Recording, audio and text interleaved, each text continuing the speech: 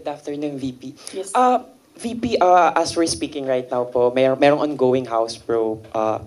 Actually, minutes ago, former Undersecretary Gloria Mercado says you gave her envelopes containing 50,000 each from February to September 2023 when she was with HOPE, or the Health Orchestrate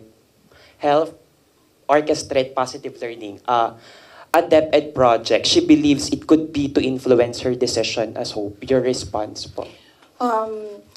Dapat siguro kung mag-akusa siya ng ganyan, dapat may papel siya. Tulad ng ako, pag inaakusahan ako, pag sumasagot ako, binibigay ko yung papel.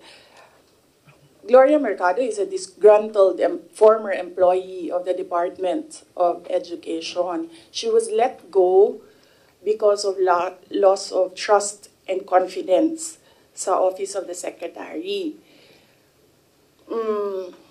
Una niyang ginawa, well, hindi ko alam kung anong nauna, pero naka-strike 2 siya sa akin. Ang una niyang ginawa, nag-solicit siya ng 16 million pesos sa isang kumpanya on paper using my name without any authorization from the Department of Education. Bibigay ni JC sa inyo mamaya yung papel. Kalagay dun. Pangalawa, noong nag-school visit ako sa Cebu, merong lumapit sa akin na teacher. Sabi niya sa akin, Inday Sara, masakit sa loob namin na mga teachers kami na nasa field. Tapos merong humahawak ng teacher items na wala dito sa aming probinsya o wala dito sa aming region. So, pinakwento ko siya. Iyon naman yung purpose ng aking mga school visits, di ba, sa iba't ibang lugar naman sa. Sabi ko, one-on-one tayo, kwento mo lahat sa akin.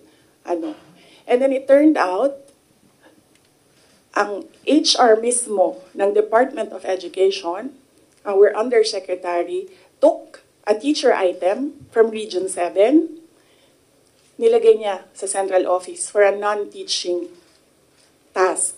Ginawa niyang executive assistant niya. Ang apelido nun, Villar. Meron niyang paper trail.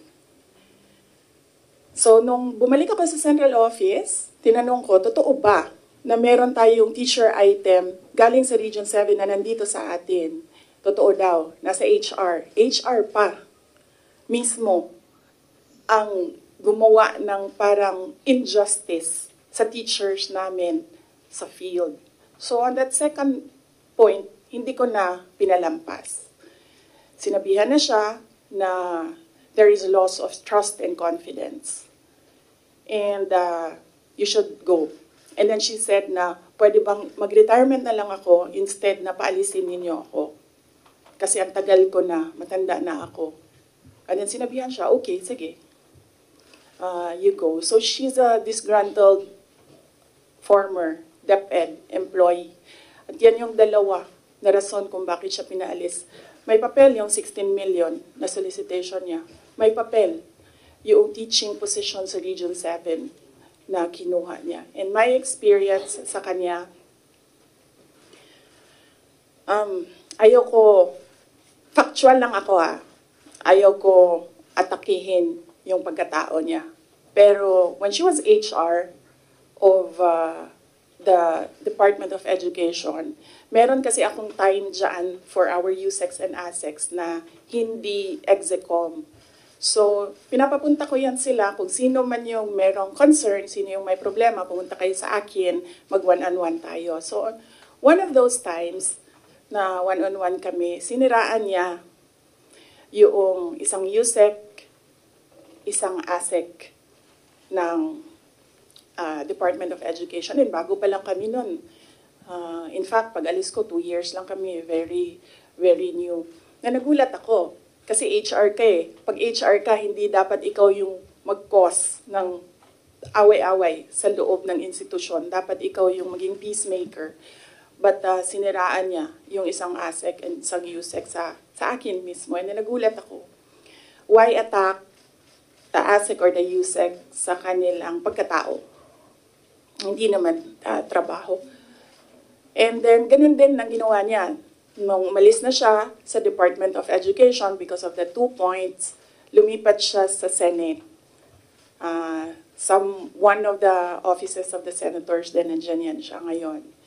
And yung isang kaibigan ko doon sa Senado, narinig namin na sige na siya atake. Inaatake niya si Michael Poa, si Reynold Monsayak, si Gerald Chan.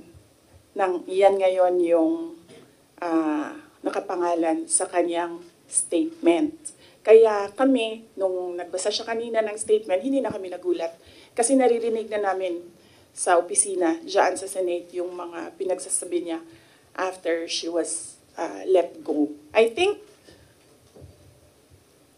hindi lang siguro niya matanggap na kasalanan niya kung bakit siya pinalayas sa Department of Education. Pero hindi din talaga namin matanggap na magsusolicit ka sa isang private company on paper 16 million. And then, kukuha ka ng teacher item sa field, gagawin mong EA sa central office. Hindi pwede yun. VP, in relation to that, since you brought up yung names po ni Attorney Poa and Attorney Monsayak. So during the probe earlier, she said that yung reason daw kung bakit daw siya nilet go ng DepEd nyo po was that she disagreed daw with Attorney Monsayak's suggestion that bidders in the DepEd computerization program just discuss it among themselves to avoid failed bidding. Ngayon ko lang narinig yan. Sa kanya ko lang narinig yan. Pero ako ang nagsasabi, kasi I was the one who fired her out of the Department of Education. Yung dalawang rason na yon, ang rason kung bakit siya pinaalis sa Department of Education. And as I said, may papel yon. Ibibigay namin sa inyo ang papel. Ang HR record ni Villar, nasa Department of Education din. In fact, hanggang ngayon si Villar nasa region. Kasi sinabihan niya yung region bago siya umalis na ilagay yan sa region, wag yan sa teaching position. Pero that person is holding a teaching position.